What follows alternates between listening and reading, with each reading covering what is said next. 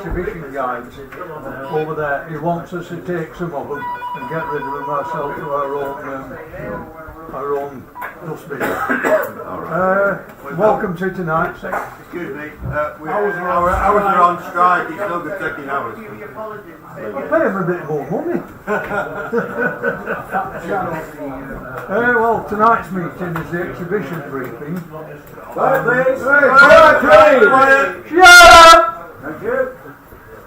It's the exhibition briefing which is going to be conducted by Phil Sweet. So without any further ado, I'll hand you over to Phil.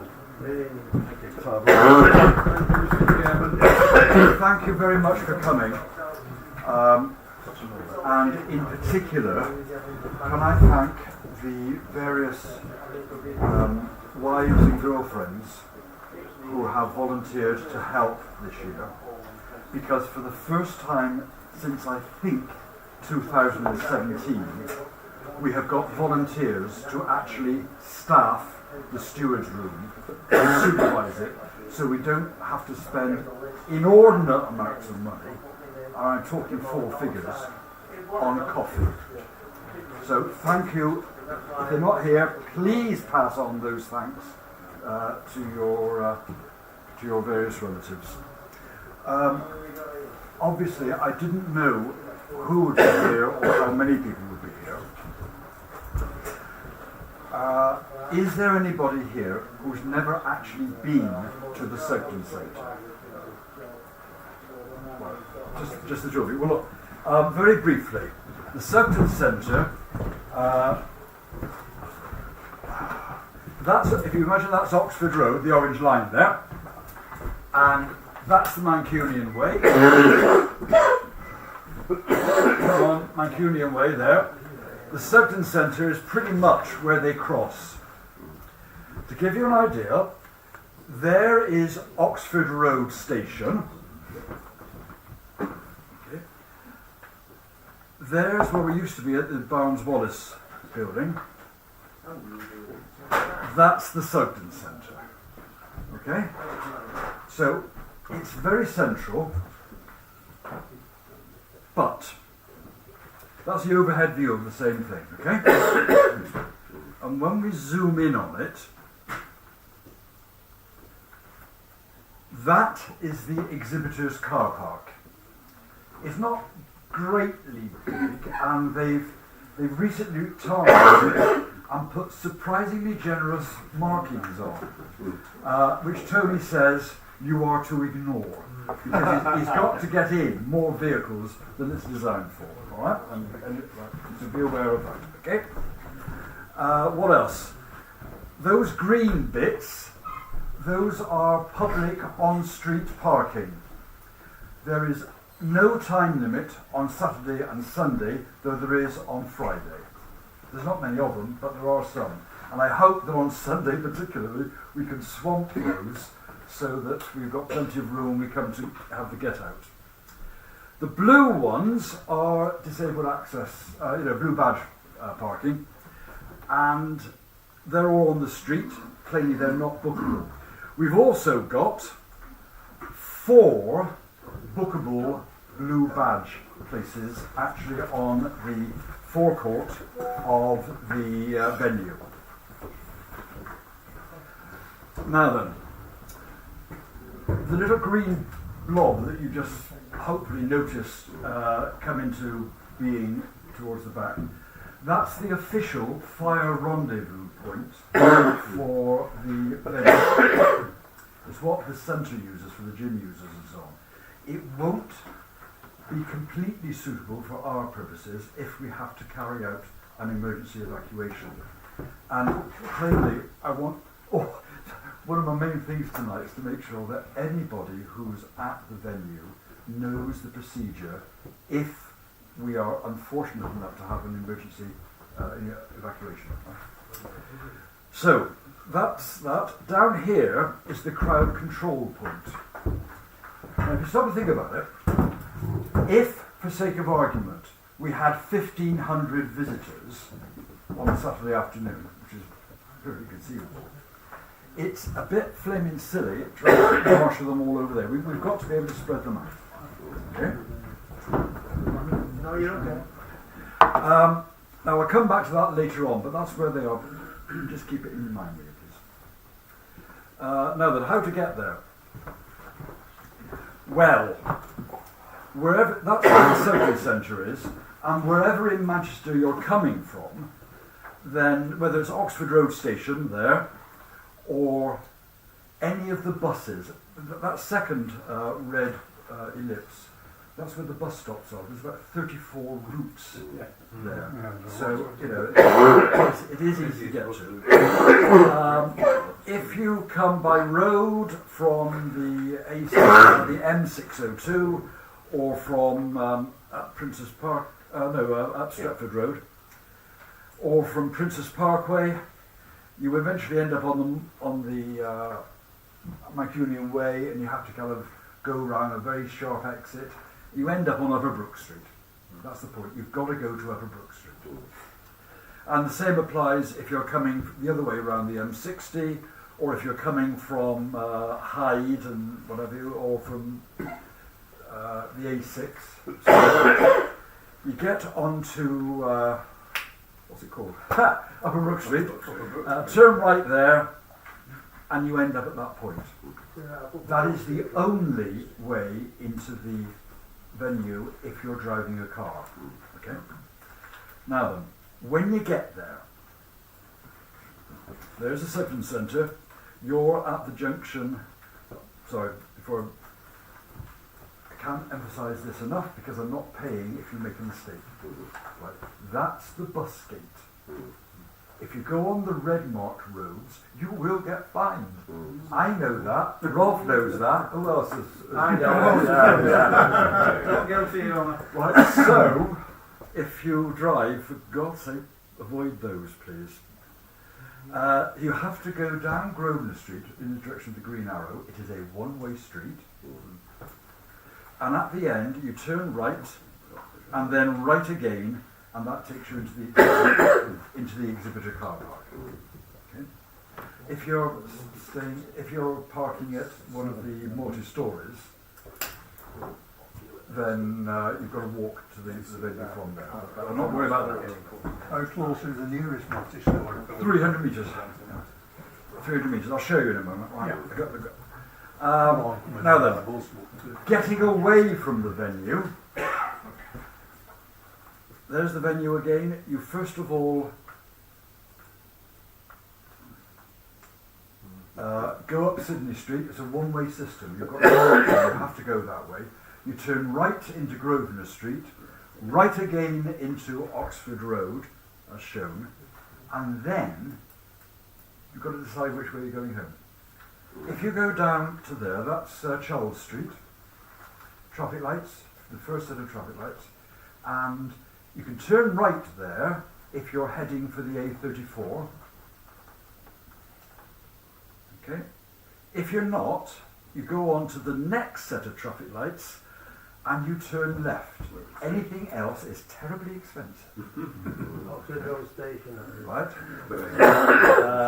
Turn left there, and you either go, that's Whitworth Street, isn't it? Yeah. And you either go onto the M60 going, the Mancunian Way going eastwards, or go on and go down by any other means. Right, so just watch the gates. Okay, that's the second centre entrance. Now then, that's the exhibition entrance. Excuse me a minute though. Ali's just said, can you point the camera at the screen?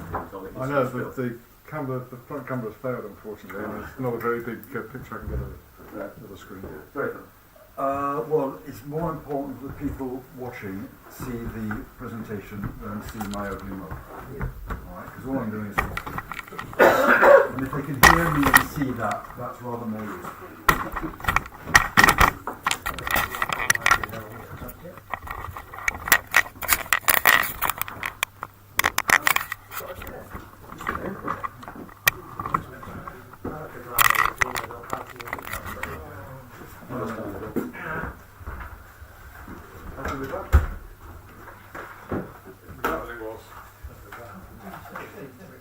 Okay, carry on. Right. We've learned a few things from last year. Exhibition entrance is there. The round and round door, what do you call it? Rotating door, yeah. That's the gym entrance. So it's unlikely that we'll be using that at all. Now then, there will be, at different times during the day, 2 queues waiting to come in. At the beginning of the day, then advanced ticket holders are admitted from, theoretically from 9:45, probably earlier, but walk-up tickets aren't until 3/4 of an hour later.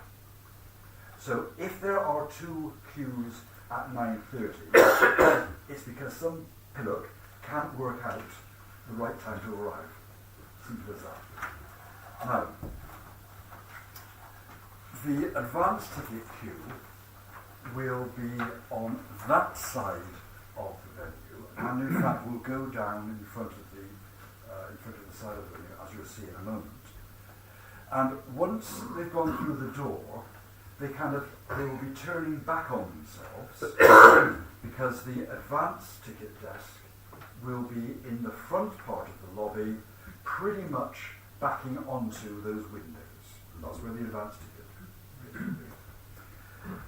The walk-ups, when they start arriving, they will bear to the right as they go in and go through a gate into the inner part, and the walk-up tickets are sold further on. Okay. Is it roughly the same as last year, or is it modified? Modified, but not by very much, in all honesty. Last year, as you know, the centre initially insisted that we couldn't use one of the gates. They wouldn't open it for us. They soon learnt that really wasn't a good idea. So the new manager said, yeah, they're all going to be open. And that is simply to get the flows going without crossing. Right? I say we've learnt things from last year. You may have seen this video last year. That is from outside the venue, looking roughly north towards the Mancunian Way. And this the unpaid extra walking up towards me is in the area where the advanced ticket holders will be queuing, and he's just going past the exits across the front, and he carries on. The door on the left, just behind that dark coloured car, is loading bay 3.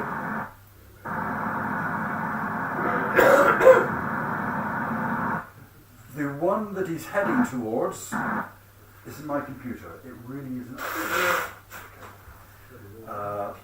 The other thing is loading bay 2, and just round the corner is loading bay 1. That guy is heading up towards Green Street. Okay. Now, this year, the exhibitors, all of the exhibitors, will first of all register at loading door 1, which is the one just round the corner. Round the corner. Right. That's where the white building joins the brick built building. That's roughly where the crowd control point will be. It really can't handle video, my computer, can it? On PowerPoint. I think we're abandoned that. That's where the crowd control point is, anyway. Let's move on to. No, I don't want to see him again, thanks. Right. That diagram I'll be showing you several times because it's the key to everything. The venue has got 2 sports halls. The nomenclature, A, B, C, D, is theirs. Okay? Now, when you go into the lobby, plainly there are halls C and D, and you have to carry on up a corridor and into halls A and B. Just to emphasise, that door there is where Terry Bailey and helpers will be registering the exhibitors as they arrive. Okay? What comes next? I don't know. Go on. There we are. That's the view from inside the lobby. You can see across the front there are a number of barriers.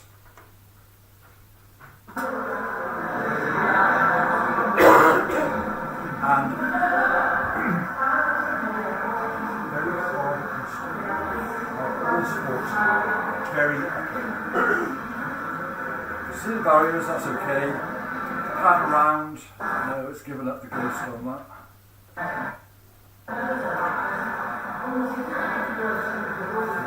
Now then, that door there is important. That's the door which leads up to the other halls.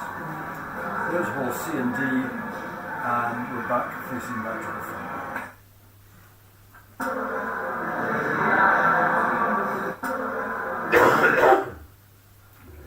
So there we were in the lobby. Advanced ticket desk outside the barriers, walk up ticket desk inside the barriers. As you come in, hall C and D.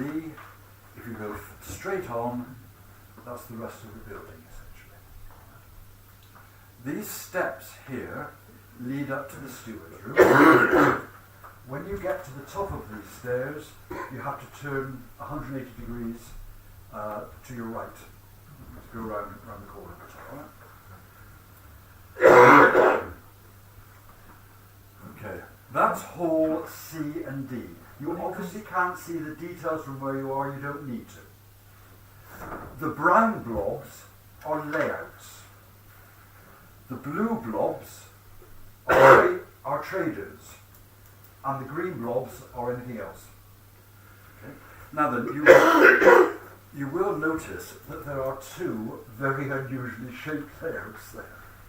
Okay. So I'd like to tell you a little bit about them. That one there,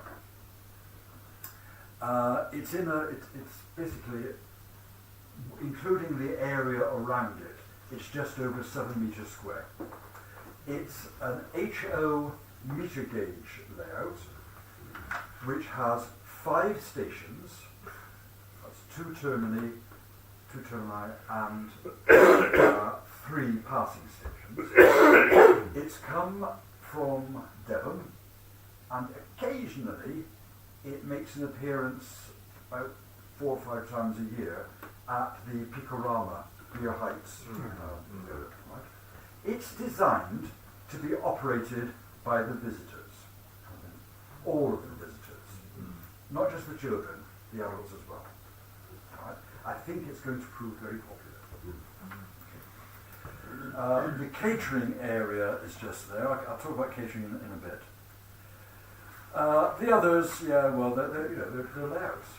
You'll get plenty of chance to have a look at them. There's a good variety, and there's some really excellent.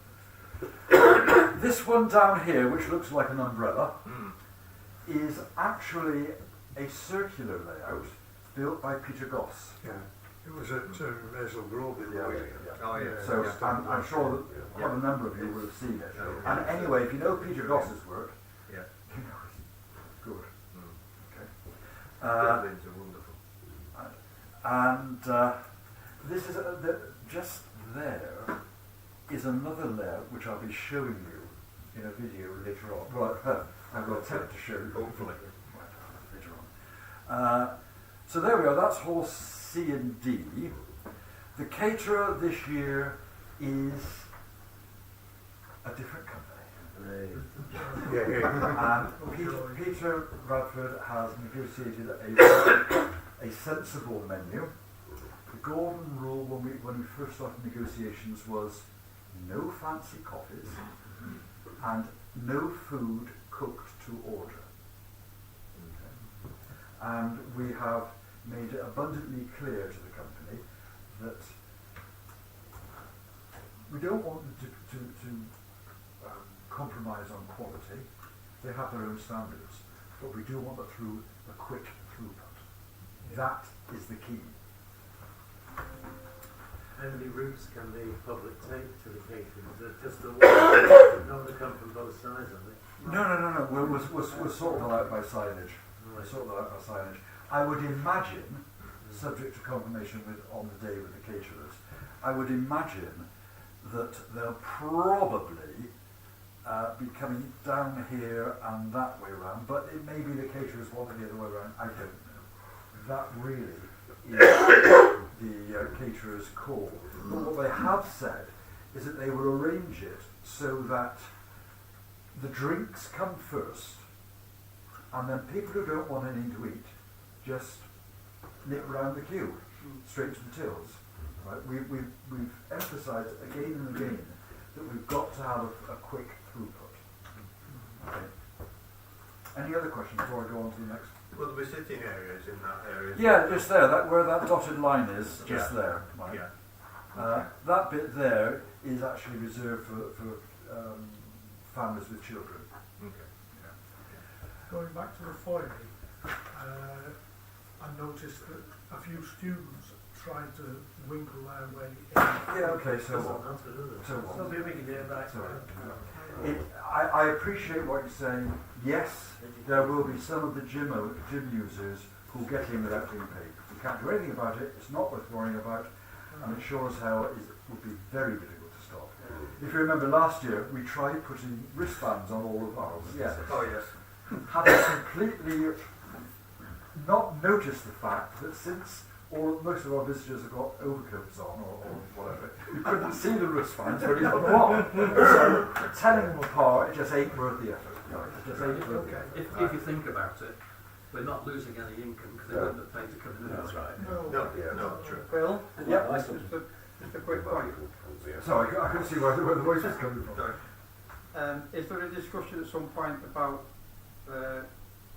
exhibitors and traders using our facilities for copy? Or Yes, there will be. But I'll get through this briefing first. Okay, great. Power drops in those big pens. Yeah. And what about the Pico, Picorama? Right, Is that a up on the floor power? Duncan had agreed 2 months ago. Yeah. About 2 months ago, that he was quite happy to do four drops if needed. Okay. After that, we got into a big discussion about the power requirements for the caterer, and that turned out to be a bit of a. Well, it's just as well that I spotted what was the problem early on. I had an email from Duncan this morning. I asked him to clarify something. And the extra supply that we're putting in is in fact a 3-phase 32 amp supply. So Duncan says that actually you've got 96 amps if you want it. And that power need will be for the exclusive use of the caterer through a distribution board, which they will provide. Right? So essentially, the caterer supply there, in their initial kit list, I did a rough calculation and I reckon they had about 14 kilowatts of load. Now for those of you who are not into electrics, your 32 amp ring main in your house, no, 7.5 kilowatts.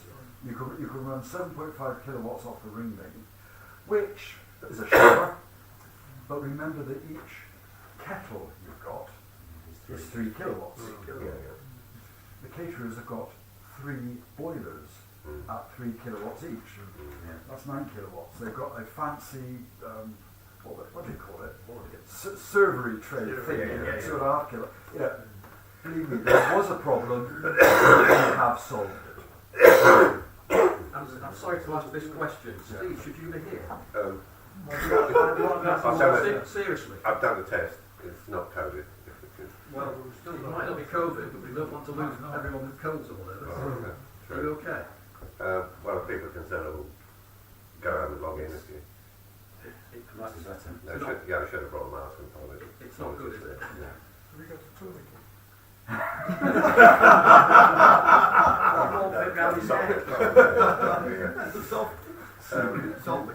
That'd be a good idea. I'll have some, so sorry. Sorry, mate. It kind of comes on worse in the evening, so I wasn't spared during the day. Anyway, I was there last It's year. been recorded. It's been recorded. I was there last year, so I'm aware of the changes. It's not really different from last year. No, not very big. We have learned from our mistakes. That's the point. We've learned from experience. That's Hall C and D. Let's move on. I'm going to press on a One more little. question, Phil. Sorry. Where the caterers, were they last year? Were they where that No. eco layout was? Oh, well, lovely, yeah. Yes, Yeah, they were. so we're not going to have to run great big long leads to power layouts. No, we're having a new power supply fitted to the distribution board up in the laboratory, and they're taking it straight from the. It's basically it's an extra source. Yeah. So Duncan will get that sorted. Whether they have a fourth catenary or not, I don't know. I mean, it might be easier to run a floor cable along because none of the catering load is coming from the wall sockets. Those of you who were there last year will know that there used to be those two screens on the wall, and our plan was that we would have one of them to tell people about Hall CD and the other one about Hall A and B. Unfortunately, there's only one now. Right, one of them has been taken away. And also, if you recall, if you were there last year, we had a large TV screen facing the door, on the wall by the lift. Yeah, can't use it. Right. Can't use it this year. There is a replacement, but unfortunately, it's about the screen is about 4 foot high, but it's portrait orientation, not landscape. All right, so we've got to do a bit of fiddle-faddling around to get a display which fits the TV screen. I'm not going to get caught in that. Over towards the left there, that's the corridor up to AB, and also I might add to the exit and the toilets from CD. And the medic. And the medic, yeah. Well, I'm coming to that. There's the corridor to Hall A and B up there. And so if you were over where the head of the arrow is, what you would see would be that if you were looking towards the lobby, and when you turn round and face the other way, the corridor is in front of you. Just to the left is one of the routes into CD. We treat it as the exit, primarily. And also down on that turning to the left are the male and female toilets. The disabled toilet is just around that wall, right? It's just around that bit of corner there. And what they didn't tell us last year is that you need a radar key to get into it. We have bought radar keys. Drinks machine there. There's also a water fountain. If you go up that slightly sloping corridor and through those doors, then you end up at Hall A and B.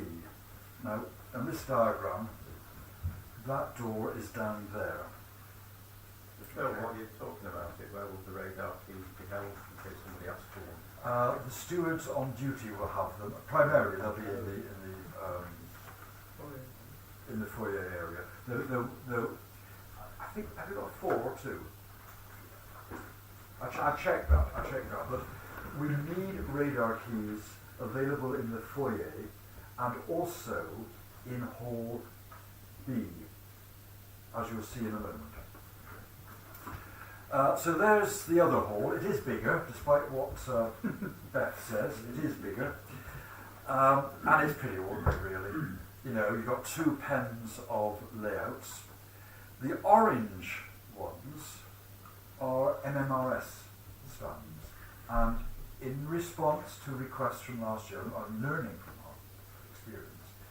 The MMRS stuff basically is all together.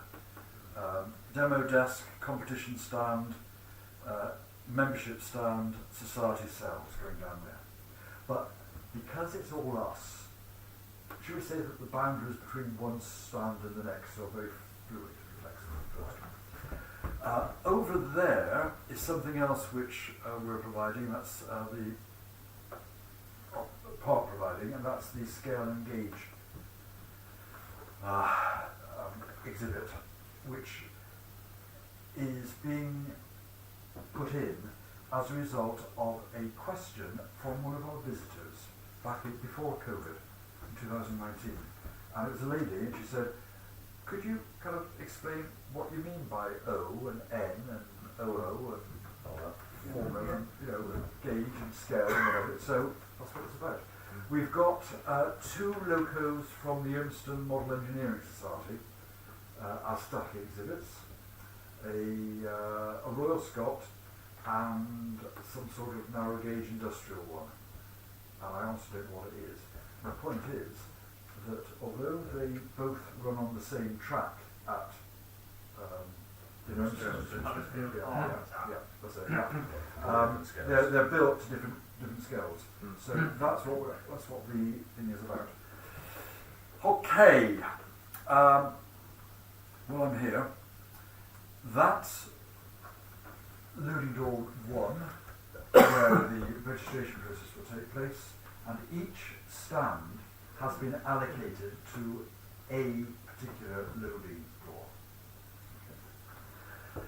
That door there, which is on the diagram, I realise you can't see it from where it's up, but that's loading door 0, because it's not used for loading. It's only an emergency exit, and it goes into part of the Cycling Centre gym, and then comes out eventually on Grosvenor Street. Right? So all of you need to be aware that in this building there are emergency exits, 4 of them. I've lost my mouse pointer. Where were we? Oh well, never mind. There were 4.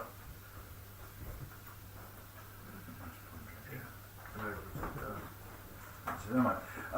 4 emergency exits there. Well, I put this up.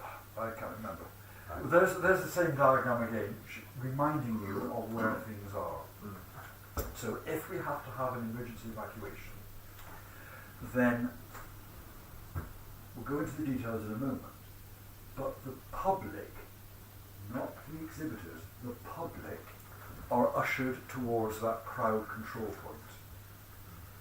The exhibitors go to the green blob, the fire rendezvous point. And traders. Yeah, all exhibitors. Traders, layouts, society stands, they all go there. Right? It's all a question of how to easily take roll calls.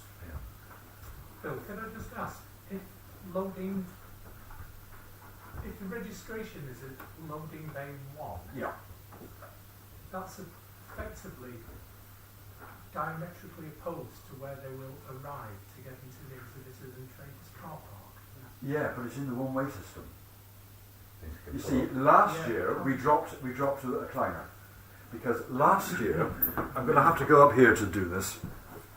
Last year we got them to register at the main entrance, and then if they had to load into hall A and B, they had to go up to the end and then faff around to get to loading door 1 particularly. And if they parked outside the main entrance and then had to load in any of the others, they were going around the one-way system. By getting them to stop initially, just initially, at loading door 1, they get their welcome pack, they get their ID badges, because without an ID badge, they don't get in.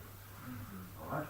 So they stop there, which is the first door you come to if you're driving to the exhibition. They took someone to port then. Sorry? There's someone for them to Yeah, port while that's happening. yeah. So they're by now. Yeah.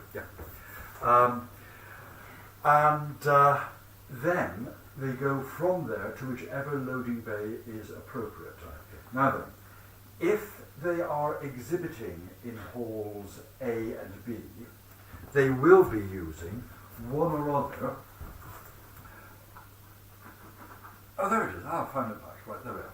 They'll be using one or other of those 3 loading bays. That pedestrianised area, the bollards won't be up. So they can drive down from where they've just registered down to hall 3 and unload.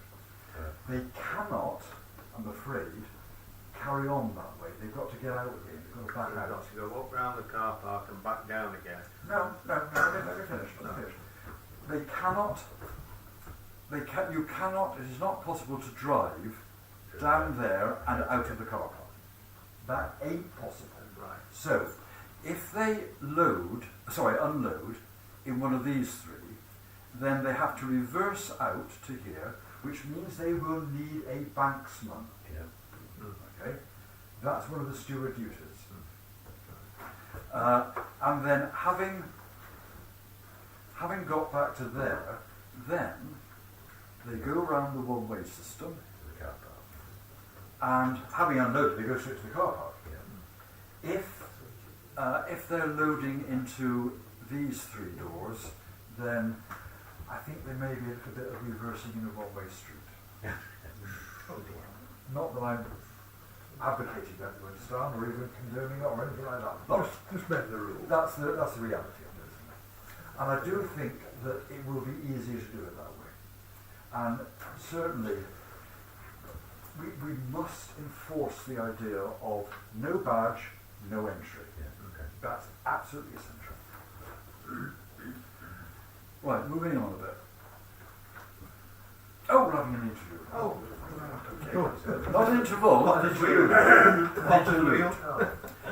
This has gone all over Manchester Evening News's Facebook group and so on, their advertising things. And that's the video that's part of the MEN advertising package. That's a layout for Exton Junction, which was at Marine. It was due to be, in fact, at Marine last year, not this year. So I think worked on this event twice. That was the question of the place. Very nice. Very nice. And we've also got a bit of pre-grouping. We've got status, we've got what on this. Lots of them. 26 altogether.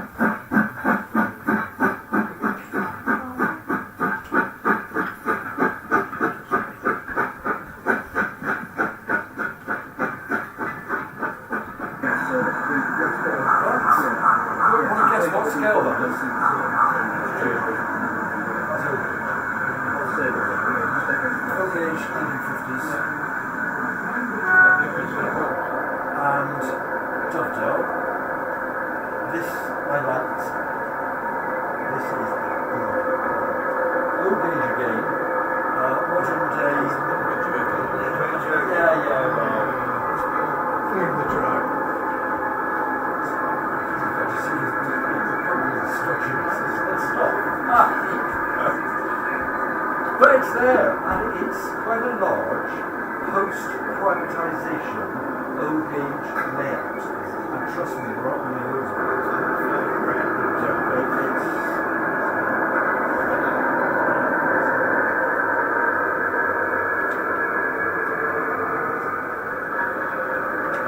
tectonic gap. It's one of my tectonic gaps. But, you know, Has it been somewhere near Iceland? So, there we are. That is being pushed through the MEN Facebook group and so on. Right, so having had our little interlude, let's get back. Of course it's GWR green. What do you think, people? sacrilege. Right, equipment. Now, you probably know this already. Personal radios, seriously, who hasn't used one of these personal radios before? They're not too difficult to use if you ever need to. Basically, you'll have a handset like this, and the things to remember is that if you have to use a personal radio, then they only work in one direction at a time. So you've got to wait for the other person to stop speaking before you do. So you keep the button pressed whilst you're speaking and release it when you're not. That's all you've got to remember. Oh, and the other thing is, don't hold it so that your hand is over the microphone. When you use a radio, it's important that you press the button. It's called push to talk. You push the button, count to 2 under your breath before you start speaking, because they take that second or so to effectively warm up each time you press. But everybody else here has actually used them in the past. Is that right? Yeah. Right, so we don't need a demo. That's fine. Good on you. The only thing to remember, Phil, is that they are open channel. Oh yes. So the public will hear what you're saying. Everybody who's got a radio hears what you say. That is what. That you're actually reading from my. No. I work for National Trust as a part-timer. If you've got one of these things, the section on radios is in there, and you're absolutely right that I think it's page 8 and page 9. I think you've got to be disciplined about their use, and because everybody can hear everything, you have to be a little bit circumspect on occasions, because it's not just the person holding the radio that can hear it. It's the visitors standing near them. So, for example, if there's a fire, you don't say that. Okay. We have got a number of code words. Only 2, I think, now. If you notice somebody behaving in a suspicious manner, as though they are about to nick something off the end of a fiddle yard, or rummaging around at floor level by a trader's stand, and they look suspicious and you think they might be doing a bit of thievery, then you send out a message using anything to do with a cup of tea. Because we're talking about tea leaves, right? So it will be the transcript I think you've got there. Transcript. So you call up and say, "Hi, it's Fred here on stand A6. Is it tea time yet, Sam?" Right. That's all it is. That's a warning sign for potential thievery. Do not tackle the person yourself. Keep them under close observation and wait for Sam and other stewards to arrive. And then It won't see it chip the shins. Okay. The other one is if you yourself actually discover a fire, by which I mean flames, not the vague smell of smoke, all right? But if you see flames, then you give your location and you say, call Fourth Bridge. Fourth Bridge Fire Brigade. The personal radios, as I was saying, are all on loan.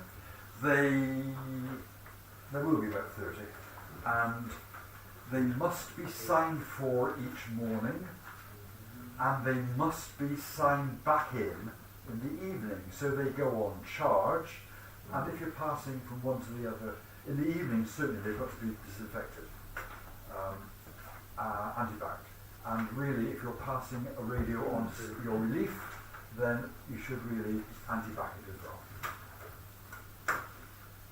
But they've got to be returned each evening for charging, otherwise we're going to have great problems the next morning. Yep. Will it be wet wipes or whatever? Yeah.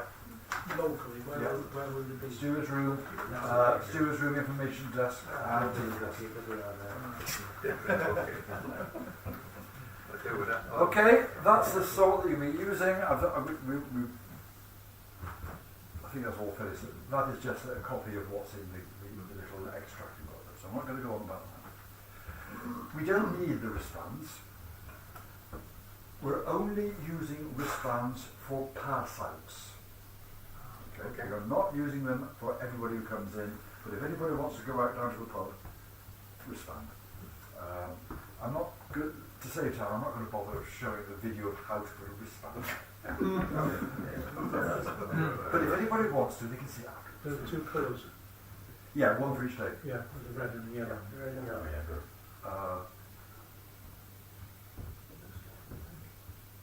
Right, equipment. The other bit of equipment that some of you will be using are the card readers. I think that most people who are using them have used them before, and they're on page 23 of it. You haven't got it? Sorry. No, that's not it. This year's Steward's Guide is not finished, largely because there have been some quite significant changes in the last week of personnel, which has had all sorts of knock-on effects. But the card readers are for the advanced ticket desk, for the society cells, and that's about it really. Steward room. And the steward's room, yeah. Been cured from last year. Yeah, The limits to starting. Rolf assures us that the limit, for those of you who were here last year, we had these 3 ticket machines working fine until we met our £5,000 limit. And after that they wouldn't take any more money because the people who organised it thought we were money launderers. I've been drugs. I filled in all the papers. It's real on the side. But until we try it, we don't know. But we have got a backup. If you could bring yours along as well. I'm assuming, well, the steward's room isn't going to get anywhere near 5,000 No. Would that be like? All right. 5,000 less. We should be so lucky. Let's move on. Let's move on. That's what they look like. Come on, surely everybody's used one of these as a customer. Yeah, they're very simple. Yeah, they're very simple. You know, they are as near idiot-proof as you can get. Not for receipts. In fact, the hard thing for me is finding a flaming credit card to use them. Right. Emergency evacuation. This is the important thing. And you have got this. Yeah. Bit. Yeah. Got that in the back. The Symptom Centre operates a 2-stage evacuation process. Now, in essence, what that means is that if Towards the back. Page 4. those are the page numbers of the full guide. Yeah. You've just got an extract, so somewhere towards the back. Right on the back. Right on that page. Yeah, right page. Okay. What happens is this. If a fire alarm goes off, you do not evacuate the building. That is the stage 1. And how it works is that if a fire alarm is triggered, then a member of the Symptom Centre staff will investigate it. It may be that somebody in a fit of temper has hit one of the the glass thingamajigs with a squash racket or something, or having a crafty smoke in the toilets. The Symptom Centre staff will investigate, and only if there is the need to stage an evacuation, then the fire alarm will go for the second time. And there will be a 2-minute pause between the first alarm and the second. Now, in that 2-minute pause, we can get prepared. Okay? You don't have to start the evacuation, but you do get yourself on the starting blocks. Now then, I haven't got a copy of that to refer to. I don't want to get out. Can I just borrow yours in the pen? So I don't miss anything. That's all. Now then, at the first alarm, if you were to read this through, you'll notice that nobody is mentioned by name. Throughout the evacuation procedure, nobody's name is mentioned, because it's not a person that has specific responsibilities, it is a post holder. So whoever happens to be the on-duty hall manager A carries out those tasks. because plainly, you know, you can have time off. Good behaviour. So all of the tasks there are for whoever happens to be doing that job at that time. And if you were to read it through, you'll see that it's getting ready. So if you're an off-duty steward, then wherever in the building you are, you go to the hall manager of that hall if you're off duty. How do you know who it is? Because they're wearing an orange high-vis jacket. Okay. The colour coding is actually quite important. Orange is one of the exhibition team for one reason or another. Green is myself, John and Sam. Okay, so it's a hierarchy. It's unashamedly a hierarchy. And I'm not going to read all up through, but you can read it yourself and you see that it's preparation work. In the corresponding document for exhibitors and traders, the advice is layouts, park your stock, get it into the fiddle yard where it's safe, suspend operations, get it out of the way. Traders, clear up anything which is particularly nickable and get yourself sorted in case you have to stop. If the second alarm does go, then essentially we have to get the public out first. Now, if you were to read through the first stage, you see that one of the things is that the hall managers assigns at least one steward to every single emergency exit. Right? So they're there, and if the alarm goes off the second time, then the stewards who are already in place open the doors. And you usher the people out, and you get them across the road to outside the church on the other side. With one exception, for reasons which are completely beyond my understanding, the emergency exits in halls C and D have a step on the outside, so the hall level is higher than the outside. So if you have any disabled or wheelchair-bound people in halls C and D, they must exit through the lobby. Okay. There's no option. But generally speaking, you get the public out through any of the 10 exit doors. All right? There are 4 exit doors here.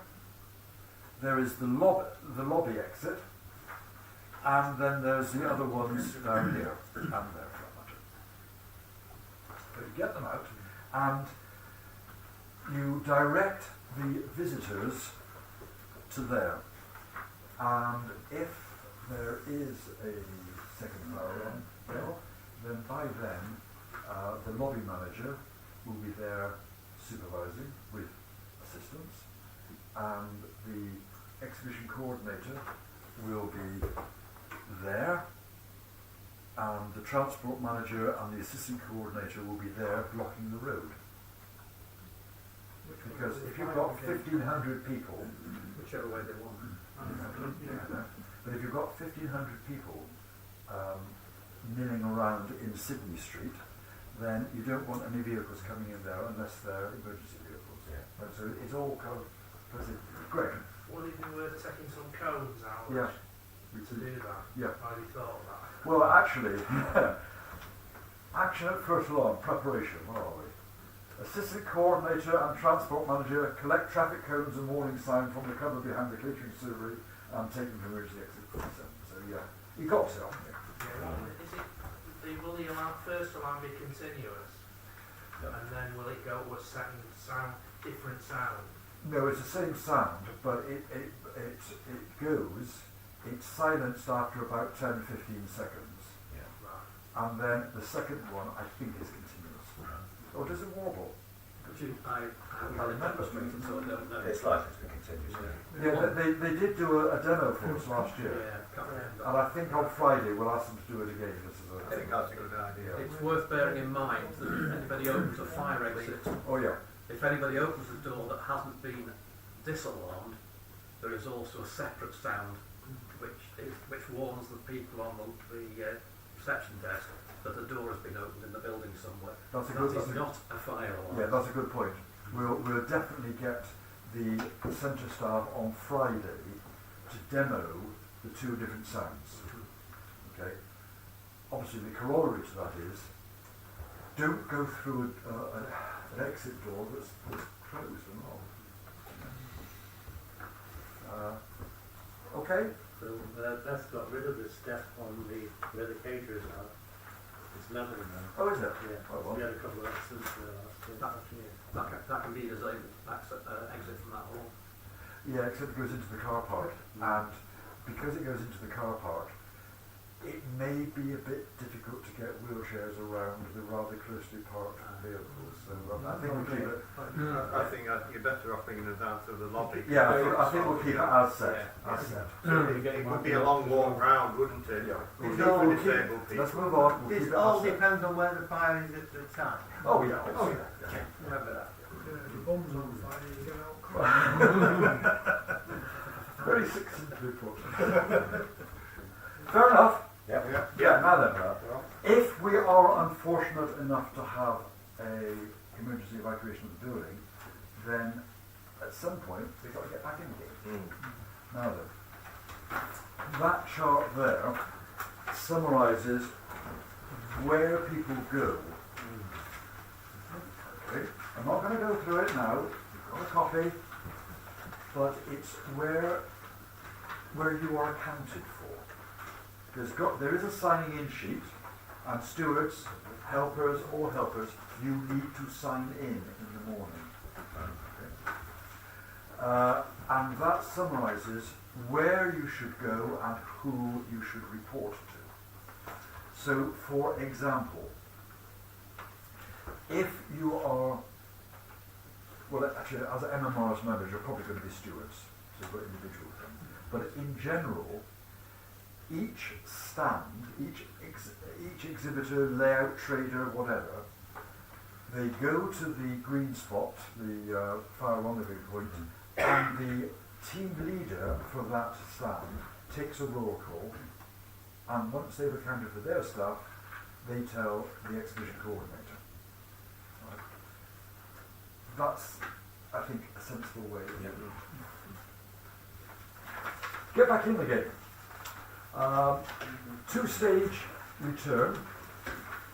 When the fire officer or the venue manager gives permission, then I will, or whoever's taking my role at the time, will start the first stage of the return, which will be layout operators or layout staff, exhibitors, traders, etc. only, not members of the public. Now then, the stewards who, way back at the beginning of the emergency, were on the doors, they will still be at the doors, on the outside. So they open the doors as soon as the second alarm went, they usher people out, and when the hall is cleared, they stay at that door. They stay at that door. And they don't let anybody in who's not wearing a badge. Never mind saying, oh, but I'm on the layout. No. Got to have a badge. The hall managers, the 4 hall managers, will check each hall, and when they are happy that every single stand has personnel on it, so that it is secure against theft, then they radio to the exhibition coordinator, and when I or whoever's doing my role has the go-ahead from the 4 exhibition halls and from lobby manager, then give the go-ahead for the public to go back in. You make no attempt to look for tickets. Right. They go back in by whatever exit they like. You know, they can go by whatever door they like. And the steward who's been on that door all this time, when there are no more people around to come in, they go into the hall and they close the door behind them. Okay. But only when they've had the go-ahead. And that way we hope that nobody will half-inch any of the stuff on. Phil, Yeah. I'm a bit confused. When it says, take the first line, assisting crowd control at fire assembly point. Yes. I understand the fire assembly point to be the green square. Well, it depends where you're at. So the fire assembly point is referring to both areas, depending on which one. Green or red. It is, yes. It depends which group you're in. So as, I'll just give that back again, but if my memory serves me, as finance officer, you will have reported to me, or my post holder, at the fire rendezvous point, and you will have told me that all of the finance office staff are accounted for. So is that the green square? Green square.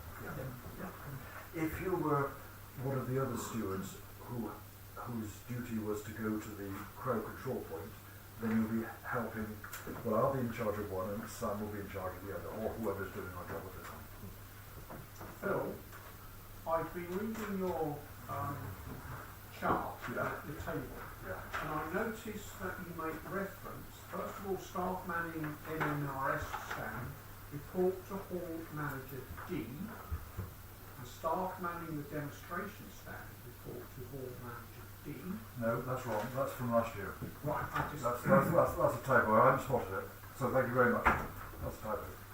It's because last year, different halls. One other thing, Phil. Yeah. In the event of the first alarm going off, but not the second, Yeah. who says it's okay to carry on? The centre manager. And then they relay that by radio Yeah. through whoever. The centre manager will have one of our radios, so that if the first alarm is a false, then the centre manager will, or duty manager, will get on the radio, which all of us will be able to hear, which is basically stand down. Yeah. Do we tell the public through the PA at that point? Assuming the PA works, yes. Right. Remember, last year it didn't. It will this year. I've got every confidence in the work that Doug and Terry and I can't remember, Nigel have done. Those of you that know me well know I'm awful on names. Carry on. Why have I got that diagram? I don't know. Oh yeah, that's just a diagrammatic of the two halls showing their orientation in real life. So you can see that we've got all of these exits down here into Sydney Street, and the four, which lead out towards Grosvenor Street and so on. Yeah. Sorry, another silly question. Go on. Which door is likely to be utilised by MMRS people and their stands? Well, for loading, you mean? For unloading and therefore... That one there. Sorry, I can't see that. It's Right. door 3. Door 3. All of the stands have got their designated door, and as far as is possible, I've kind of balanced the load and also made it so that no paths are crossing. Alright. So, roughly speaking, for example, that door there is being used for, that door there is being used for that lot there.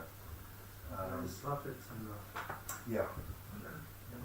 Look, in the welcome pack, it says on the welcome pack which door you're at. Yeah. So, don't worry about it. But yeah, they are designated. Let's move on. We're almost at the end. What's on 30? Just lovely good sweet. Another interlude. I only got this one myself today, I think. This is a rather good layout.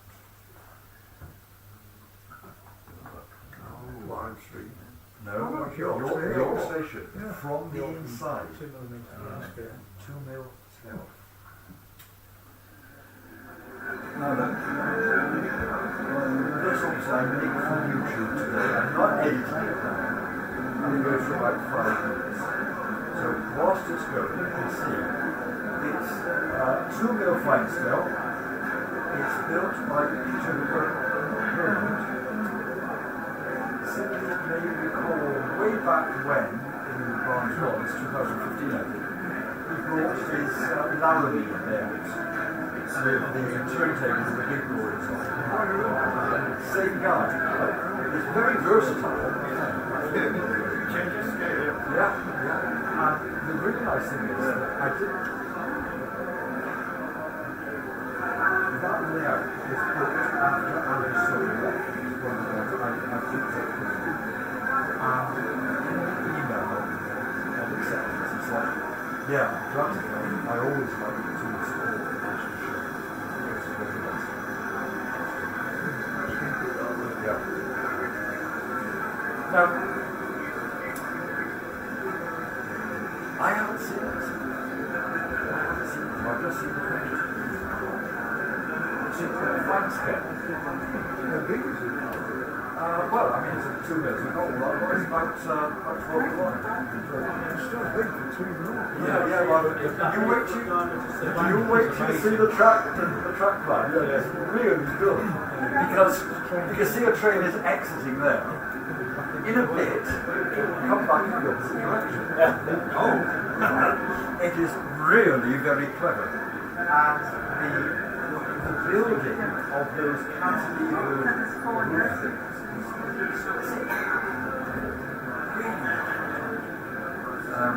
As I say, I only downloaded this today. I would have liked to have edited it down to make it a bit shorter.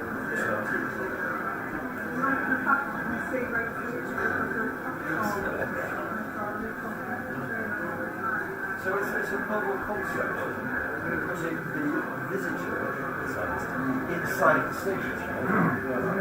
It's the only drawback is it's a bit high, but Peter said, okay, I've got telescopes. I've got periscopes.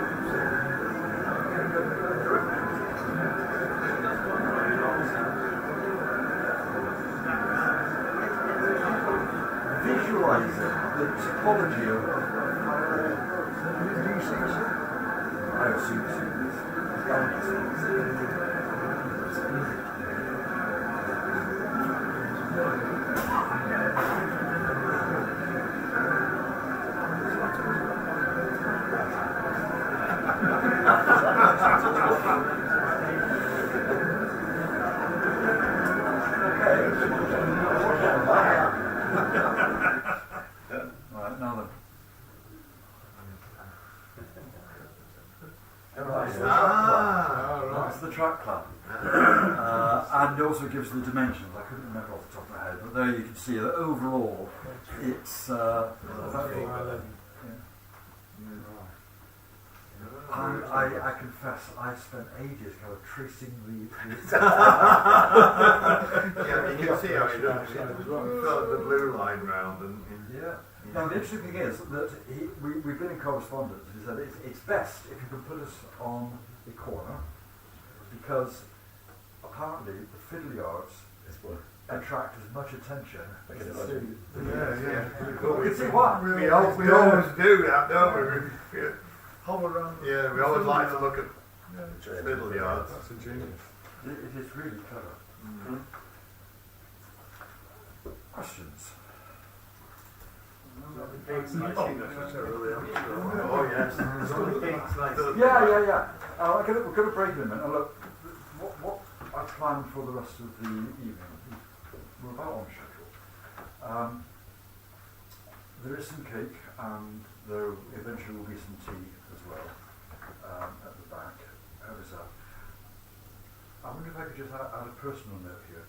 I would be honestly interested in your response to the lemon double drizzle cake. Because it's an experiment. We're the guinea pigs. Yeah, what it is, my granddaughter is coming over from Australia for Christmas, and she's got to have a gluten-free diet. Right? I've never made a gluten-free cake before. So it's your fair hand, is it? Oh God! Yeah. I'm calling baking. Oh really? The series is something.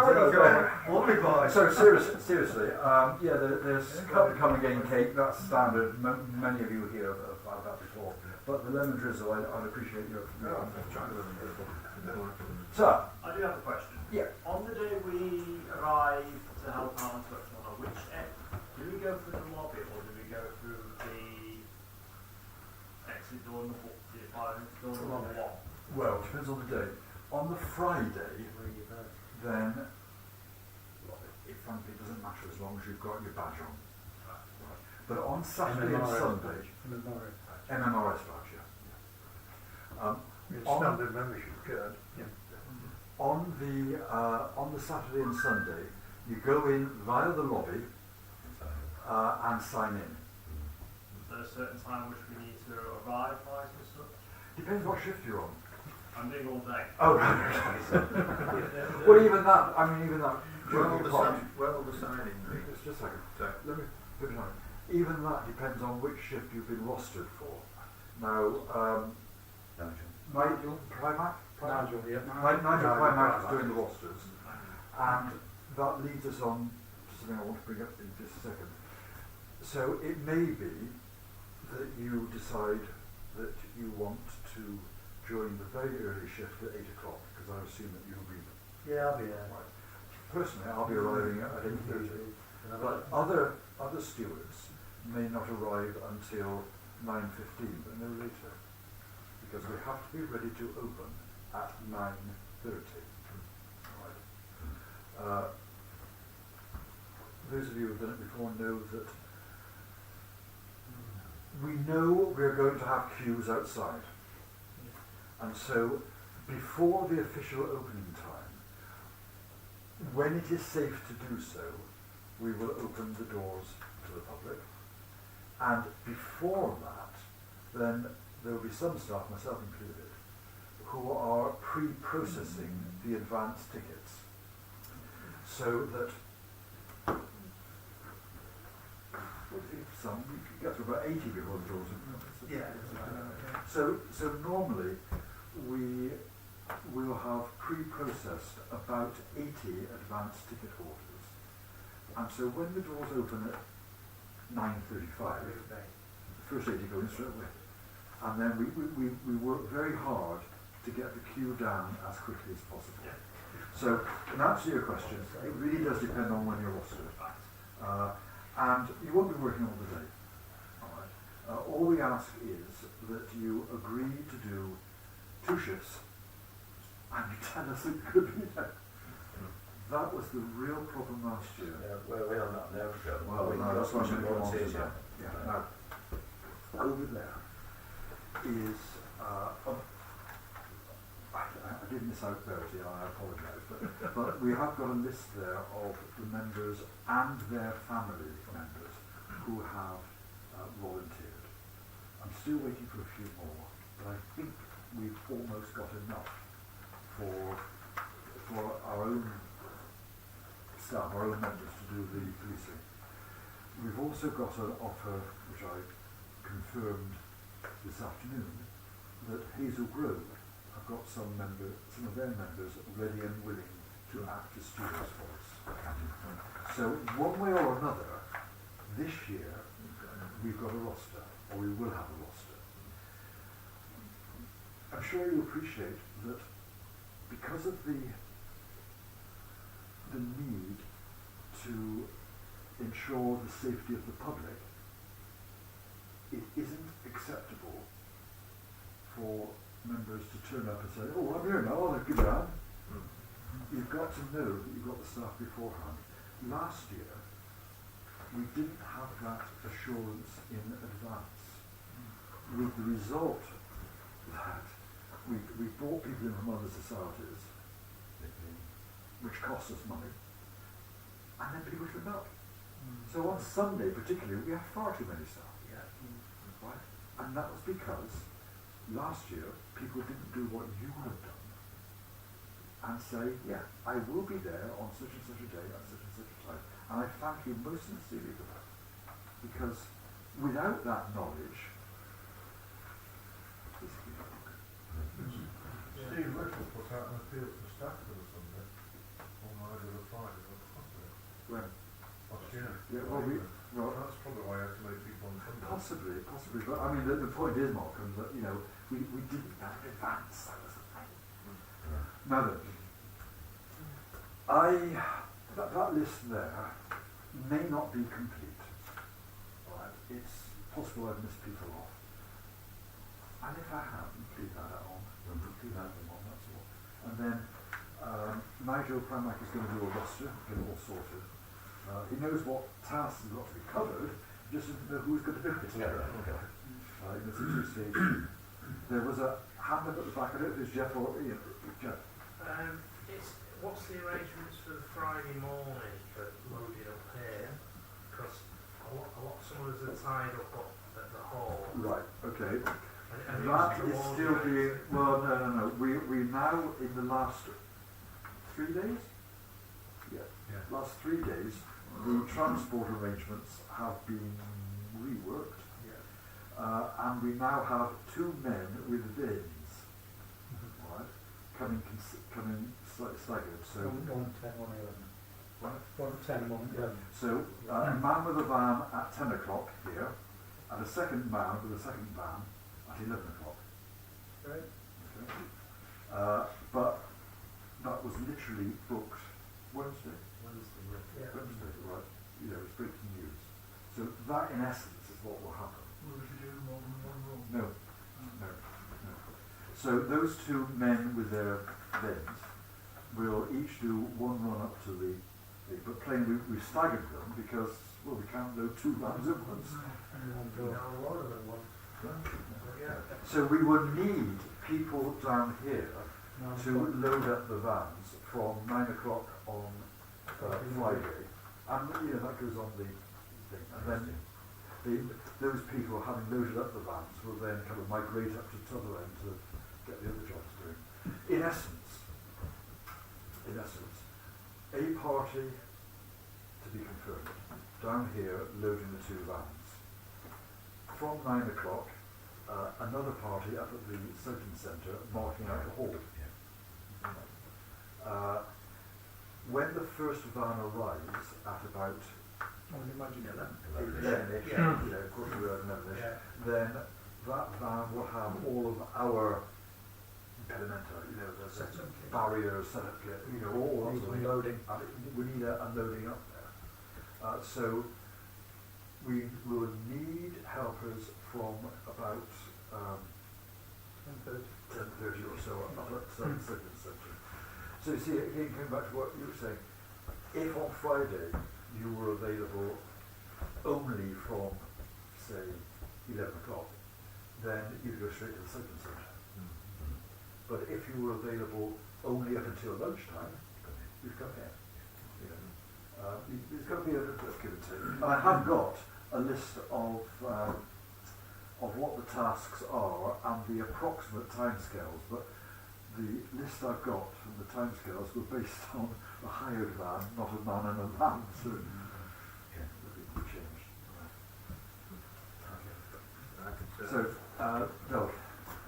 Totally different note. What? If you remember last year, in the corridor, when you come into the foyer, Yeah. first of all, and you walk up the corridor to go to A and B, we realised we needed some extra notification there to tell people that there was another hall that way.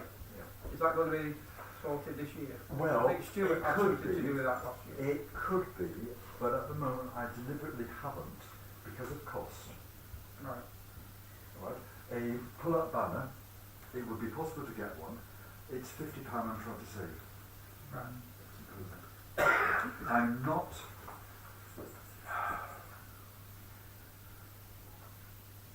I need to save as many pounds as I can. Yeah.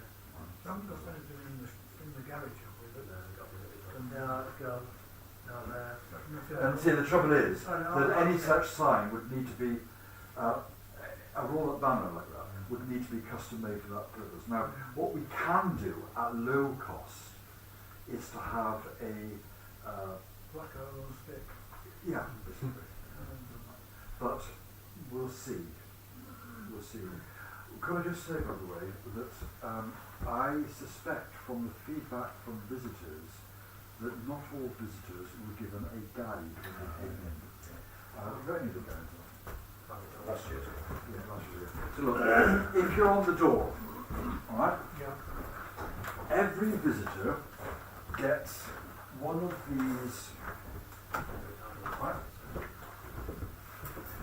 Not one of these because that's last year's, but they'll get this year's version of this, which contains a drawing. Now, anybody who gives one of those and says, "I didn't know there were two rooms," is both blind as well as deaf. We might only have So one. I think, seriously, I think that some adult visitors got through without taking one of these, without being given one of these. So stewards on the door, make sure that every adult visitor gets one of these. And their, what I call the VFS, the voting slip. Yeah. The voting slip, Yes. right? Yes. Okay. You get one of those and a voting slip. There'll be 3,000 of those. Yeah, okay. So we've got a printment of 3,000, and as last year, there's a slightly larger version of this system with the barcodes.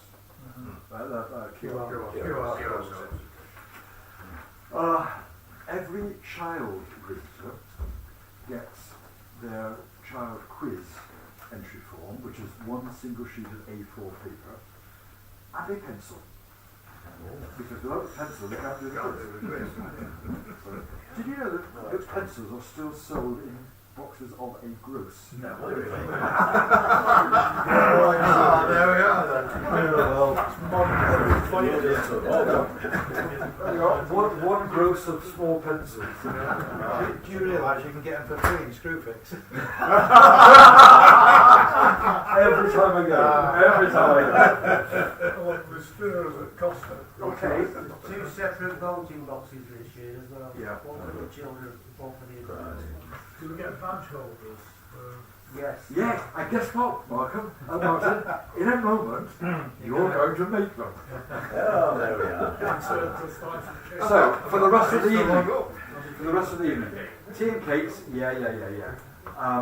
There are activities, and the first activity is to, as far as we can, make the badges by taking one of these 180 plus mini badges and inserting it into one of the little holes in these. It's a time-consuming job, and I would appreciate it if you could complete it behind us. We may need to get some tables out to help. So seriously, for the rest of the evening, I would really appreciate it if you could help with assembling the welcome packs. Yeah. There are 70 odd folders. Each folder has on its front what should go in it. Not everything is available yet, but it's the start. You know, and in particular, these take forever to do. And we won't unlock the door till then. There is that possibility. Right, and also we've seen Exton Junction, and we've seen York, and all being well in a moment, you'll see Sussex Junction. Whoa! Good work.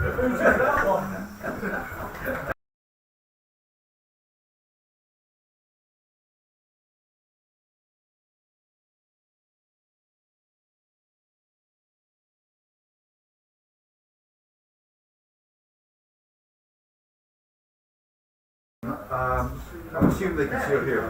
Yeah, right. If you're watching online, then would you be good enough, please? Which one? Yeah, just speak. Didn't have to be seen. Just speak. Okay. Well, if you could, I need to know if you are available for stewarding duties, and if you are, I would appreciate it if you could let me know. You may already be on my list, but there are some members who haven't yet signed up, so it may be duplication of data. You know, you may already have major volunteers, but it would help if you let me know whether you're available for stewarding on any of the 3 days. Thank you very much for coming. It's only